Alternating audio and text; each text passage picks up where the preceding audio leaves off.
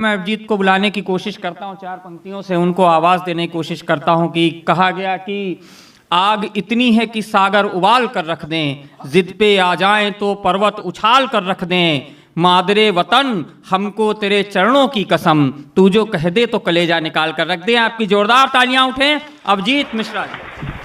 परम आदरणीय निदेशक महोदय, मंच को प्रणाम, माँ बागेश्वरी के चरणों में प्रणाम। शील सर बैठे हैं, मधु सर, हिमानी, शरद मिश्रा भैया जो किसी परिचय के मोहताज नहीं हैं। आज इस कार्यक्रम में आप सबकी उपस्थिति है। मैं बच्चों से बस इतना सा निवेदन करना चाहूँगा कि विद्यालय में आप अनुशासन में रहना सीखते होंगे, लेकिन मैं यहाँ कहूँगा आप जितना बिना अनुशासन के रह सके रहें और जोरदार तालियां बजा के मुझे बताएं तो मैं अपने काव्य पाठ को प्रारंभ करूँ। हाँ, आइए, चूंकि भैया ने पहले भी बताया कि मैं देश प्रेम की बातें करता हूं, देश के मर्म को, यहाँ के सैनिकों के मर्म को अपने मुखार बिंदु से अपनी कविता के माध्यम से गाने का काम करता हूं। हालांकि गा नहीं पाता हूं। जब वो प्रस्फुटित होंगे और आपको लगे कि मेरी कविता में आपको कहीं आनंद आ रहा है, या वो मनोभाव जो मैंने कविता, जो सोचकर मैंने कविता लिखी है, वो मनोभाव आपके मन में पैदा हो रहा है, तो आपका आशीष तालियों के माध्यम से मुझे मिलेगा। तो मुझे कविता सुनाने में और आपको कविता सुनने में आनंद आएगा। बहुत संक्षिप्त मैं काव्य पाठ करूंगा कि मेरी कविता आशा जुल्का की जुल्फों में कैद नहीं। मेरी कविता आशा जुल्का की जुल्फों में कैद नहीं, मेरी कविता पाक चीन जैसे मुल्कों में कैद नहीं, मेरी कविता महबूबा के चेहरे का आयाम नहीं, मेरी कविता इश्क मोहब्बत जैसा कोई नाम नहीं, मेरी कविता शबरी के झूठे बेरों को खाती है, मेरी कविता प्रभु राम को श्रीलंका ले जाती है, मेरी कविता देश प्रेम के गीतों का परिचायक है, भगत सिंह आजाद ही मेरी कविताओं के नायक हैं, मेरी कविता हिंद की माटी चंदन लिखने वाली है, मेरी कविता दर्पण को बस दर्पण लिखने वाली है, मेरी कविता हर मुफलिस का तर्पण लिखने वाली है, मेरी कविता हिंदुस्तान का कण कण लिखने वाली है। गजब है अभिजीत, वाह। मेरी कविता हिंदुस्तान का कड़कड़ लिखने वाली है। यहां से एक छंद पढ़ता हूं बच्चों, 2-3 छंद, एक छोटी सी रचना और अपना स्थान। हमारे देश में क्या होना चाहिए उन सैनिकों का सम्मान, और क्या है उन सैनिकों का सम्मान, मैं 4 पंक्तियों से एक छंद के माध्यम से बताता हूं और देखना चाहता हूं कि आपके हाथों का आक्रोश आपकी तालियों के माध्यम से कैसे निकलता है। मैं बताया गया कि मैं अंग्रेजी विषय से PhD कर रहा हूं, लेकिन मैं हिंदी कविता कर रहा हूं। हिंदी पखवाड़ा में इससे बेहतर कुछ नहीं हो सकता। मैं 4 पंक्तियां रखता हूं कि वृक्ष के समक्ष यक्ष भले ही दे एक पक्ष, विपक्ष युधिष्ठिर हो तो हार मान जाएगा। वृक्ष के समक्ष यक्ष भले ही दे एक पक्ष, विपक्ष युधिष्ठिर हो तो हार मान जाएगा। तो देश प्रेम का है ज्वर, ऐश्वर्य का है स्वर, स्वर ऐसा है कि जन जान मान जाएगा। तो पथ पे चला है रथ, अगली पंक्ति उठाना बच्चों की, पथ पथ पथ पथ पे चला है रथ, कर ली है यह शपथ, भारती का मान आसमान मान जाएगा और विश्व गुरु भारत को दुनिया भी मान लेगी, देश जब वीरों को भगवान मान जाएगा। विश्व गुरु भारत को दुनिया दुनिया दुनिया भी। एक छंद और पढ़ता हूं, परम आदरणीय साहित्य का एक ऐसा नाम जो शायरी की दुनिया में आज किसी परिचय का मोहताज नहीं है। लेखन के मामले में जिस उम्र में हमने द हिंदू पढ़ना नहीं सीखा, तो उस उम्र में एडिटोरियल पेज पर छपने वाले बागी विकास सर हमारे बीच उपस्थित, एक बार इनके लिए जोरदार तालियां।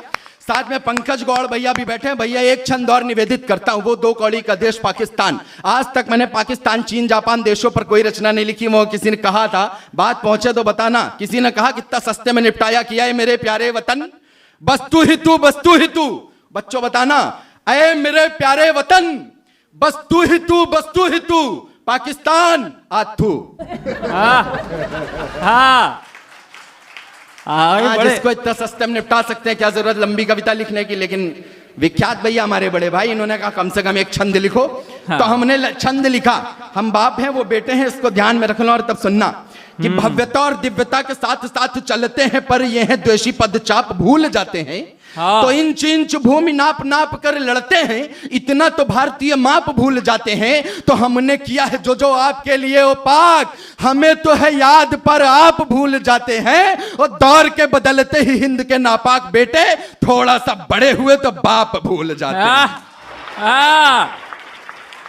दौर दौर दौर के बदलते ही हिंद के नापाक। एक और छंद पढ़ता हूं। प्रभु श्री राम को ध्यान में रखना, अगर कविता के नाम पर एक छंद हो गया हो तो बताना। मधु सर बैठे हैं, मैं निवेदित करता हूं सर। एक छंद कविता के नाम पे प्रभु राम, मां सीता की अग्नि परीक्षा, और ये छंद कहीं ना कहीं साहित्य की बात अगर हो गई हो हिंदी पखवाड़ा के इस मंच पर तो सर आशीष मिले। शील सर सुनना।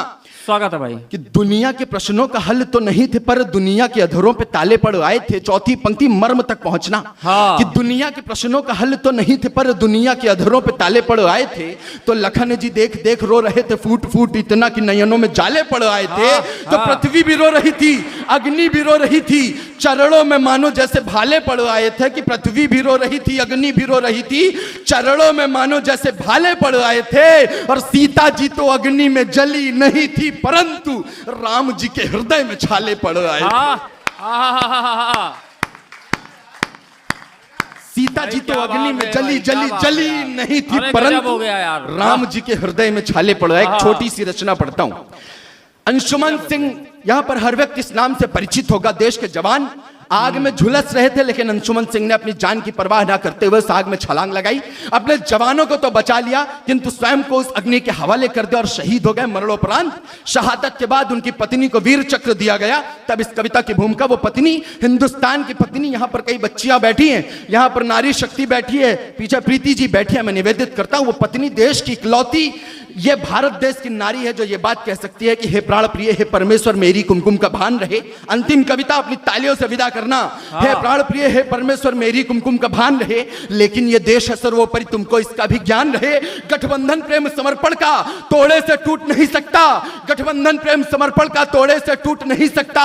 ये गौरव है एक पत्नी का थोड़े से टूट नहीं सकता।